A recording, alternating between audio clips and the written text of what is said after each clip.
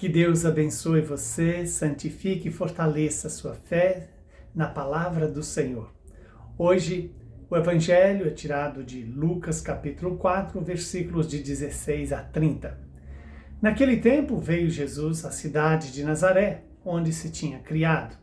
Conforme o seu costume, ele entrou na sinagoga no sábado e levantou-se para fazer a leitura.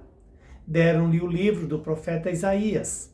Abrindo o livro, Jesus achou a passagem em que está escrito: O Espírito do Senhor está sobre mim, porque ele me consagrou com a unção para anunciar a boa nova aos pobres. Enviou-me para proclamar a libertação aos cativos e aos cegos a recuperação da vista, para libertar os oprimidos e para proclamar um ano de graça do Senhor. Depois fechou o livro, entregou-o ao ajudante e sentou-se. Todos os que estavam na sinagoga tinham os olhos fixos nele. Então começou a dizer-lhes: Hoje se cumpriu esta passagem da Escritura que acabaste de ouvir. Todos davam testemunho a seu respeito, admirados com as palavras cheias de encanto que saíam de sua boca. E diziam: Este não é o filho de José? Jesus, porém, disse: Sem dúvida vós me repetireis o provérbio que diz: Médico, cura-te a ti mesmo, em tua terra, faze também aqui tudo o que ouvimos dizer que fizeste em Cafarnaum. E acrescentou: em verdade eu vos digo, que nenhum profeta é bem recebido em sua pátria. De fato, eu vos digo, no tempo do profeta Elias, quando não choveu durante 3 anos e 6 meses, e houve grande fome em toda a região, havia muitas viúvas em Israel.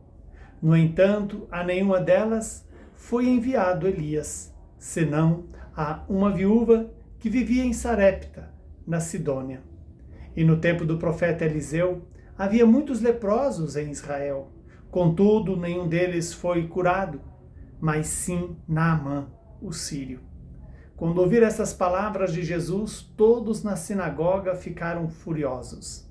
Levantaram-se e o expulsaram da cidade. Levaram-no até o alto do monte, sobre o qual a cidade estava construída, com a intenção de lançá-lo no precipício. Jesus, porém, passando pelo meio deles, continuou o seu caminho. Palavra da salvação. Glória a vós, Senhor. Jesus continuou o seu caminho. Qual o caminho? O de fazer a vontade do Pai. E fazer a vontade do Pai é cumprir esta palavra que o profeta Isaías anunciou a respeito dele. Quando Jesus chega na sua cidade natal, conhecido por todos, todos ali sabiam quem era ele, os seus parentes mais próximos, certamente onde ele morava, os costumes dele. Mas não conseguiram perceber que naquele homem estava também o Filho de Deus. É o Filho de Deus. Jesus, o Filho do Deus vivo, o Verbo encarnado, sobre quem o Espírito estava. Para quê? Para anunciar a boa nova aos pobres, de que a vida humana não é garantida nem pela riqueza, nem pelo poder e nem pelo prazer, mas é garantida pela comunhão com Deus, pela obediência ao Pai. Jesus anuncia a sua missão de, além de anunciar a boa nova aos pobres, libertar os cativos, dar vista aos cegos, libertar os oprimidos, proclamar um ano da graça, o ano da graça, o ano da misericórdia, o ano da bondade de Deus. Eis que essa é a missão da igreja. E a igreja recebeu de Jesus a autoridade de fazer cumprir essa palavra pelo poder do Espírito, de anunciar aos pobres a boa notícia, anunciar e proclamar a libertação a todo aquele que é cativo do pecado, cativo dos vícios, cativo dos espíritos maus.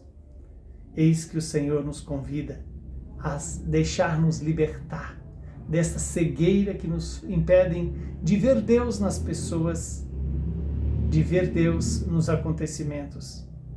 E que Deus nos dê essa graça de participar do ano da graça, o ano da misericórdia, o tempo do Kairos, da revelação de Deus, Deus que se dá a nós. Assim, podemos ter a certeza de que a missão de Jesus se cumpriu em nossas vidas.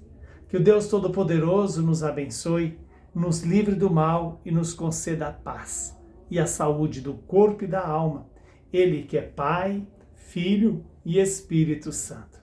Saúde, paz e perseverança no Espírito e na vontade de Deus.